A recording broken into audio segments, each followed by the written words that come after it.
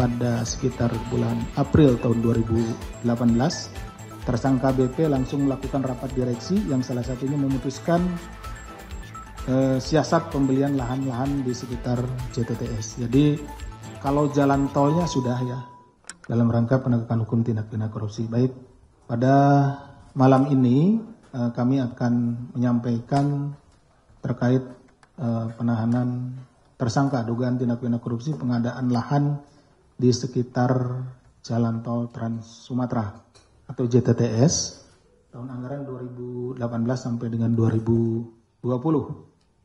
Penahanan tersebut akan dilakukan terhadap 2 orang tersangka terkait perkara dugaan tindak pidana korupsi dalam pengadaan lahan di sekitar jalan tol seperti yang disampaikan tadi.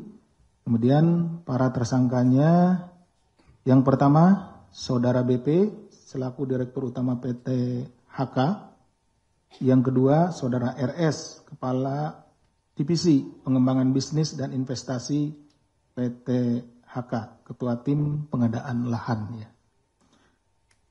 KPK selanjutnya akan melakukan penahanan terhadap kedua tersangka untuk 20 hari pertama, terhitung mulai tanggal 6, hari Rabu tanggal 6, sampai dengan 25 Agustus 2025 di Rumah Tahanan Sabang KPK Gedung Merah Putih. Selain kedua tersangka tersebut, sebelumnya KPK juga telah menetapkan tersangka yang lain, yaitu 1 Saudara IZ selaku pemilik PT STJ, namun yang bersangkutan sudah meninggal dunia pada tanggal 8 Agustus 2024 sehingga perkaranya dihentikan. Dan yang terakhir yaitu PT STJ, itu korporasi ya. Tadi kalau IJ itu adalah pemilik PT STJ itu ya. Ini PT STJ-nya, korporasinya, karena kita tentunya juga bertanggung jawab untuk mengembalikan kerugian keuangan negara atau aset recovery. Tentu yang berkaitan dengan Saudara IJ ini nanti kita akan kembalikan melalui proses pidana terhadap korporasi PT STJ. Adapun konstruksi perkaranya adalah sebagai berikut. Setelah 5 hari diangkat menjadi Direktur Utama PT HK pada sekitar bulan April tahun 2018, tersangka BP langsung melakukan rapat direksi yang salah satunya memutuskan siasat pembelian lahan-lahan di sekitar JTTS. Jadi kalau jalan tolnya sudah ya. Jadi rekan-rekan mungkin juga ada yang pernah lewat nyebrang dari Merak ke Bakauheni, langsung ada jalan tol sampai dengan ke Palembang kalau tidak salah. Nah itu sudah kalau jalan tolnya. Tapi ini pengadaan lahan di sekitar jalan tol yang nanti fungsinya banyak. Bisa untuk rest area, bisa untuk tempat yang lainnya, wisata dan yang lainnya ya. Seperti itu. Kemudian tersangka BP memperkenalkan tersangka IZ, temannya, tadi almarhum IZ itu, pemilik PT STJ itu adalah temannya BP, kepada direksi PT HK untuk menyampaikan kepemilikan lahan tersangka IZ di Bakauheni. Jadi IZ ini dengan PT STJ-nya memiliki sejumlah lahan yang ada di seputaran Bakauheni. Ya seperti itu. Jadi diperkenalkanlah oleh BP kepada direksi PT HK. Kemudian tersangka BP meminta tersangka IZ untuk membuat penawaran lahan tersebut kepada PT HK.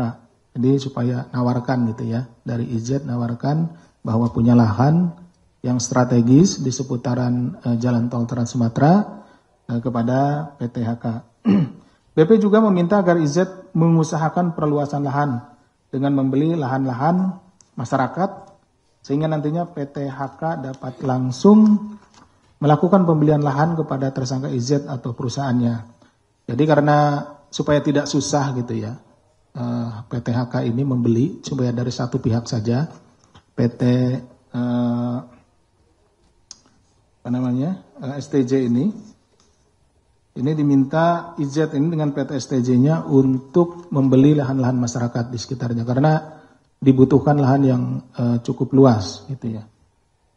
Tersangka BP meminta tersangka RS sebagai ketua tim pengadaan lahan agar segera melakukan pembelian tanah kepada tersangka IZ karena tanah tersebut mengandung batu andesit yang bisa dijual. Jadi selain tadi prospek dari lokasinya, juga BP ini tahu bahwa di tanah tersebut ada batu andesitnya. Gitu ya. Batu andesit nanti bisa digunakan untuk bahan bangunan dan lain-lain, termasuk juga untuk pengecoran jalan.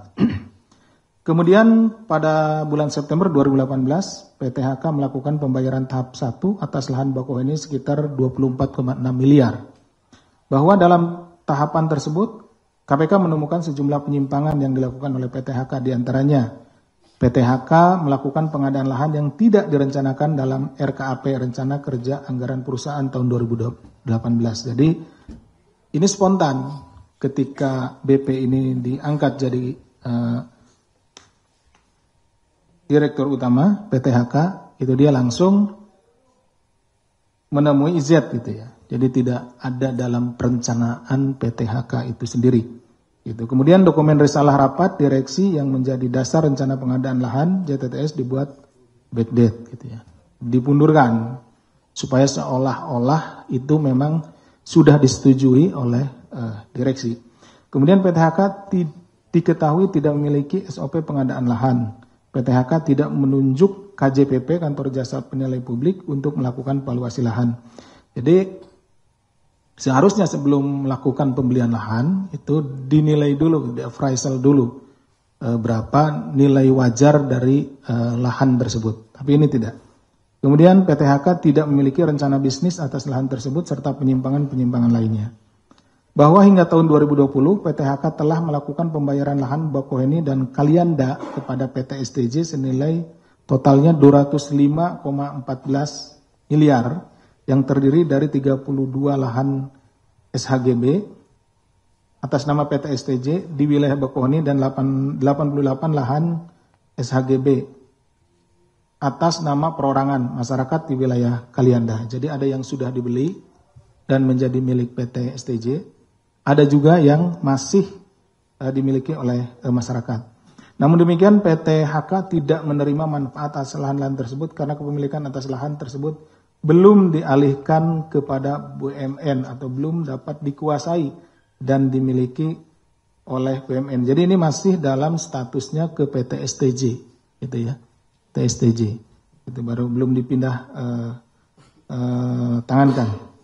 Sehingga berdasarkan laporan penghitungan kerugian keuangan negara oleh BPKP RI, kerugian negara yang timbul dari pengadaan lahan ini mencapai 205,14 miliar. Artinya total loss. Sejumlah uang yang dikeluarkan. Kenapa? Karena tadi, kepemilikan atas lahan tersebut belum dialihkan. Jadi tidak memiliki, tidak menjadi bagian harta dari BUMN tersebut.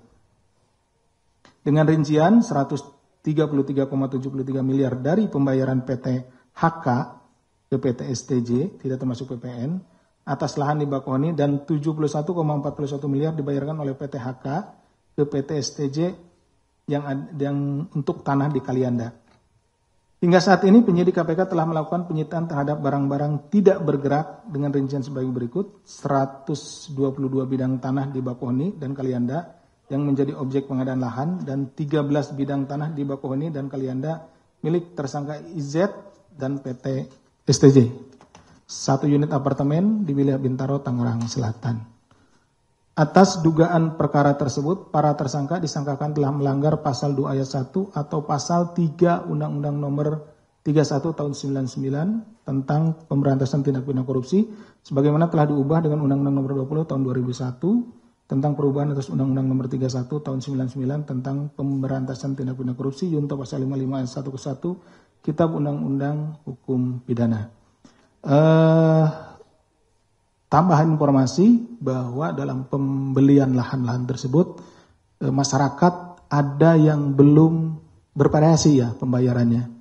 Ada yang diberikan sudah dibelikan full gitu ya pembayarannya. Ada yang baru setengahnya, kemudian ada yang baru panjar saja gitu ya, panjar seperti itu. Sehingga kami dalam melakukan penyidikan perkara ini sangat berhati-hati sehingga tidak merugikan hak masyarakat. Itu yang menjadi concern kami juga ya, di samping menyelesaikan perkara ini, kemudian bagaimana kita mengembalikan kerugian keuangan negara sejumlah 200 sekian miliar, juga kami concern untuk bagaimana menjamin hak-hak masyarakat terhadap tanah yang saat ini juga tanahnya menjadi bagian dari perkara ini. KPK menyadari sektor pengadaan barang dan jasa PBJ merupakan salah satu sektor yang rawan terjadinya tindak pidana korupsi di lingkungan korporasi. Karena itu pada aspek pencegahan KPK melalui tugas Direktorat Anti Korupsi Badan Usaha (AKBU) terus mendorong iklim dunia usaha yang berintegritas, salah satunya melalui program Panduan Cegah Korupsi atau PANCEK yang dirancang sebagai pedoman dalam penerapan bisnis yang bebas dari konflik kepentingan dan praktik suap. Demikian yang bisa kami sampaikan.